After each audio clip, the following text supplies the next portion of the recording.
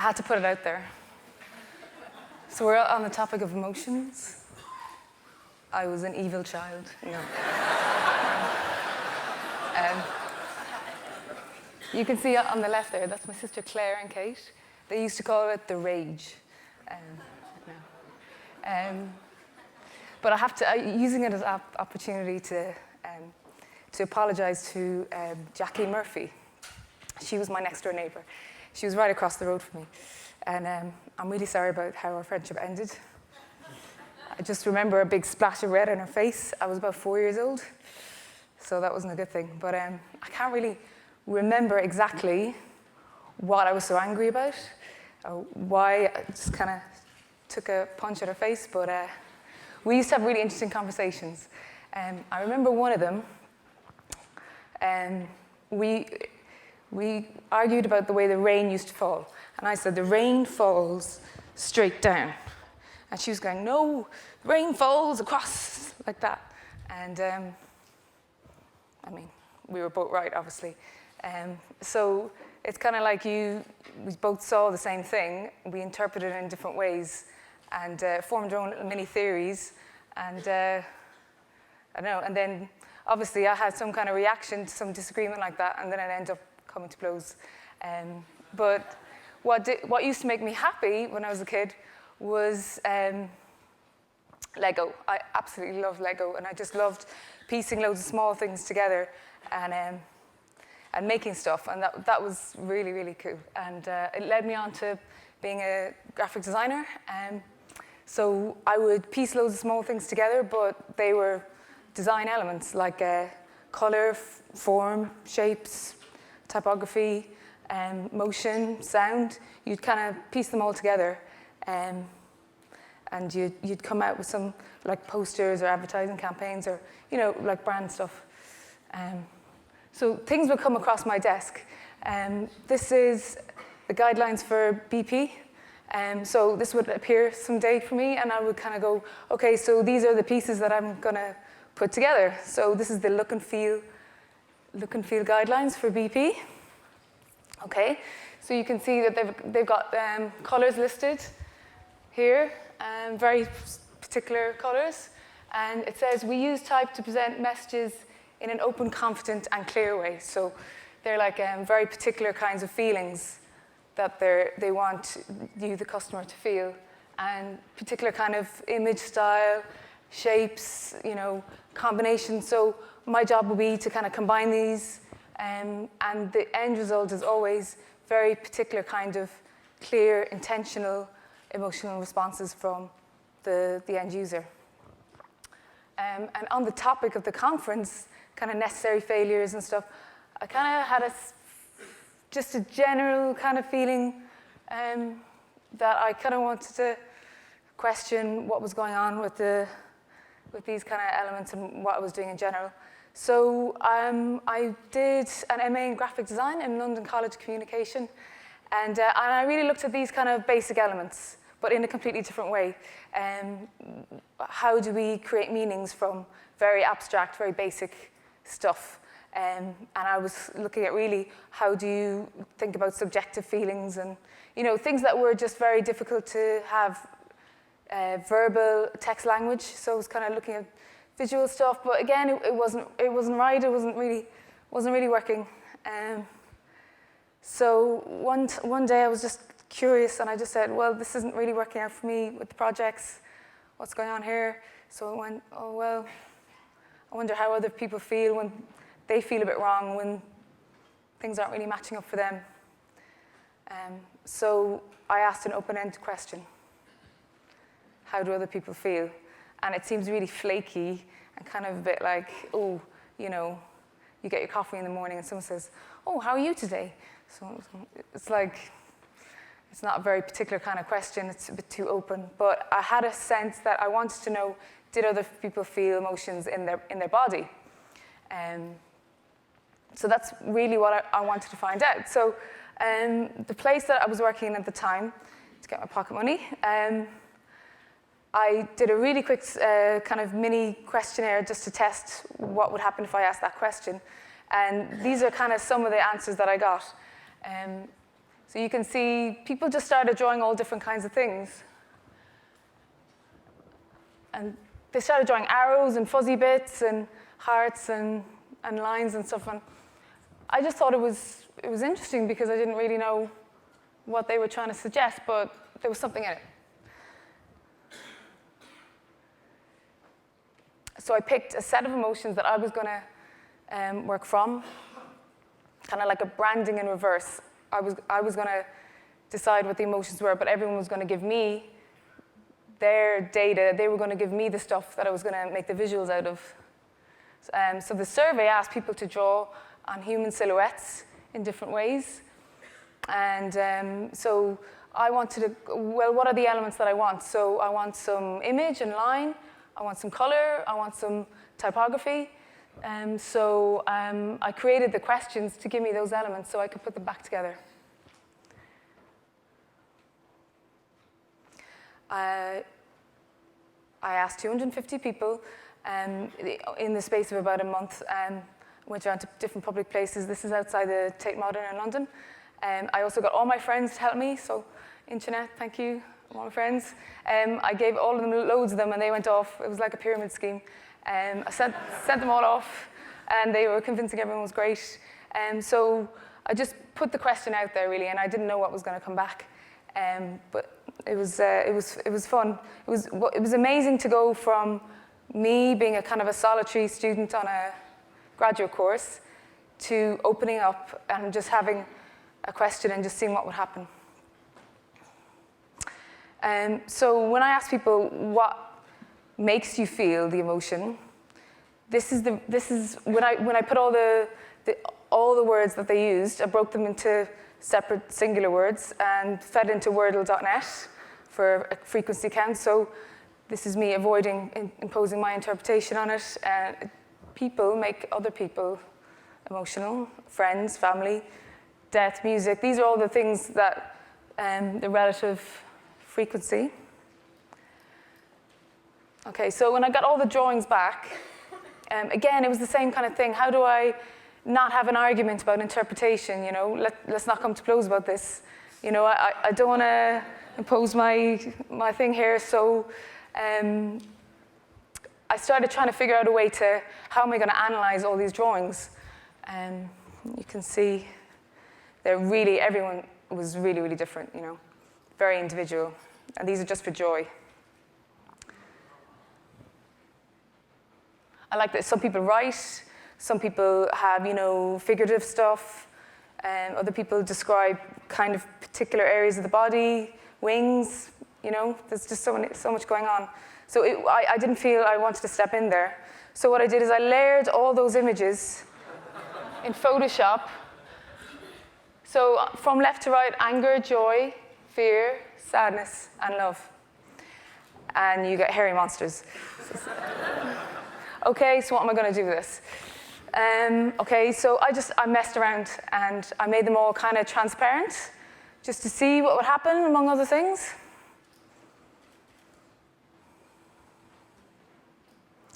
And I started seeing something interesting coming through. Anger on the first on the left, something's happening. It's like an explosion in the head and the hands. Joy, a little bit more all over. Fear, you know, it's around this area. And sadness, a lot more all over the body. And love, more intense. You'll see more of them later. So just playing around with the actual opacity, I got these really interesting images that I was surprised by, because even though people were drawing wings or just doodles and stuff, there's still enough data to suggest patterns of feeling. Even though we do all feel differently, there's still something suggesting something else. When it came to color, the reason why I kept the survey hard copy and I didn't go online is because I wanted to know, is everyone seeing the same color? You know, I wanted to make sure of that. So for anger, again, it's a frequency count. The computer just popped out the colors by the numbers chosen. you can see how anger, fear, and love are really, intense colors. Sadness is a little bit lighter, it's cooler, and joy is a little bit less, it's less intense. So some emotions are just stronger, whether they're pleasurable or painful.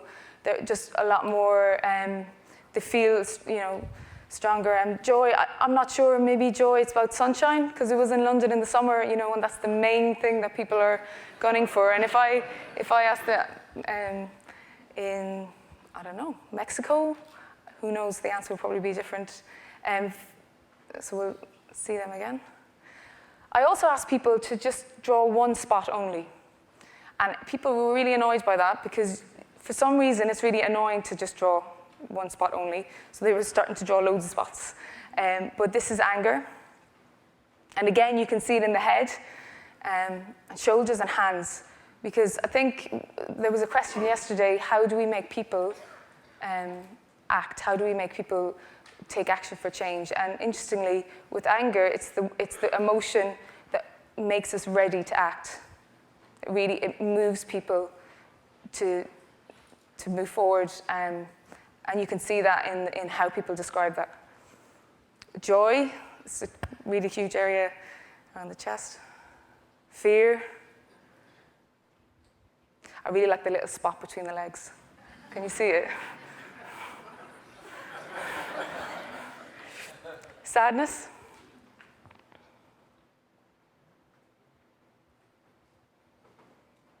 And love.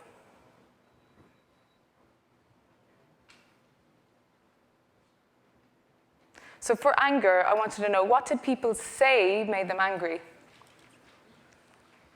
Injustice, rudeness, ignorance, arrogance, lies, disrespect. What I find funny is there's people who say, stupidity and annoying people, probably. So you got people who are angry at moral infringements, but then other people are just stupidity and annoying. So if you're taking the moral high ground, you're just going to be a stupid, annoying person. So being a nerd, I broke down the colors into the sample, like gender, second column on the left, and culture and age. My sample was mostly, there was a kind of a tendency, a little bit more females and males, and a lot more people in their 20s, because I was able to access them. But it's kind of fairly consistent. This is a angry person.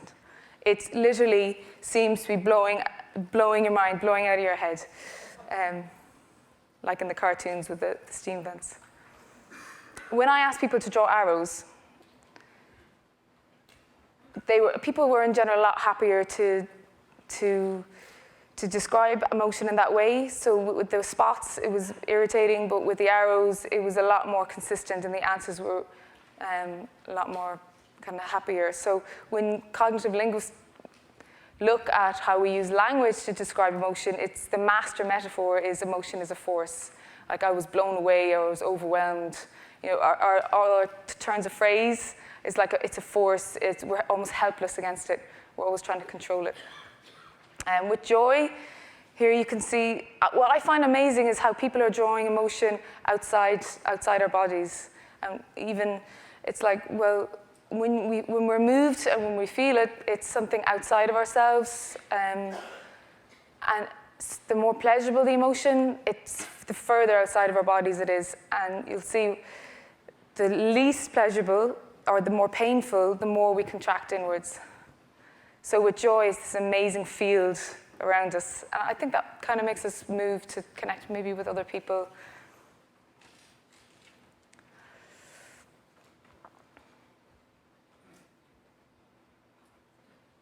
The people that I spoke to, this is what they said make them feel joy.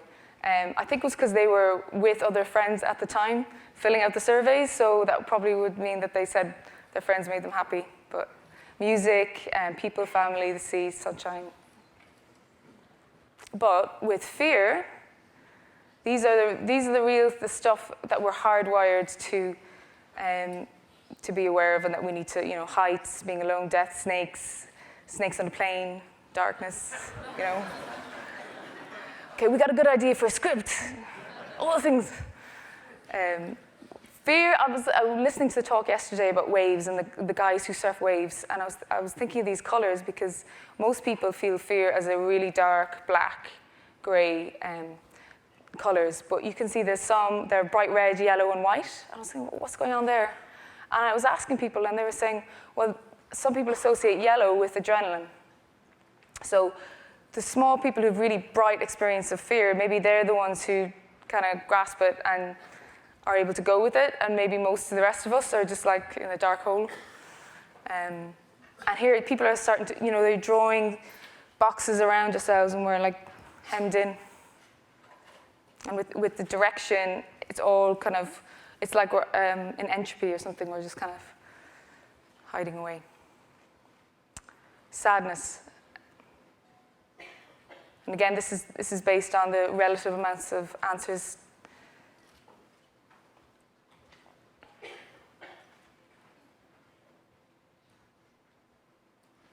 It's a melting, trapped kind of downwards feeling, constantly being described. And the arrows are really, really consistent. This kind of falling feeling for sadness. For love, love isn't technically a physiological basic emotion, but in cultural terms, I put it in. This is definitely reflecting my sample group. I mean, mostly friends, but predictable. The colors, total Valentine's Day set here. I think this is really, really culturally informed. Love is all around.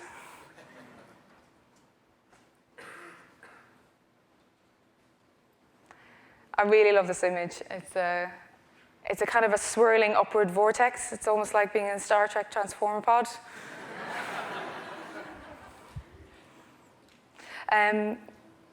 I thought this might be interesting. Will I split them up and see if there's any differences between male and female and how they feel?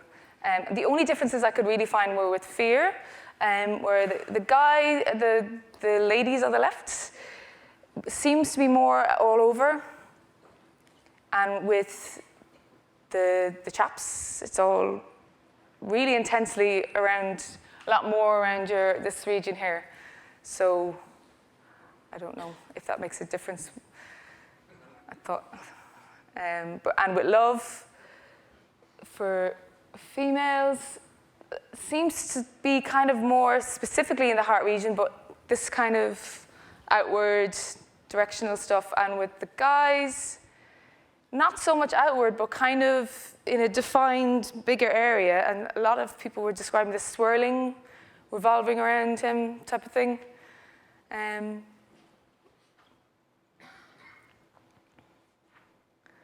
So this project was really interesting simply because I opened up a question and I used the tools that I had in my regular work to answer a question that seems really kind of vague and difficult to answer. But since I put this up online, I've had really interesting people, like, well, Andrew, talk to me about it, like psychotherapists and dance groups, making choreographs from it, and teenagers about learning research techniques, or architects, writers, creative writers, lots of a strange mix of people. So just it kind of really, it's encouraging because when you put a question out there, you'll be really surprised about who can give you feedback on that. I named the project Emotionally Vague in honor of the people who don't know how they feel. Because you might feel like you're falling down a really dark hole, or like yesterday we heard you could be like Roadrunner, stepping off a cliff and falling down. It's the same feeling. It could be fear, but how you read that depends on your point of view. Thank you. Thank you.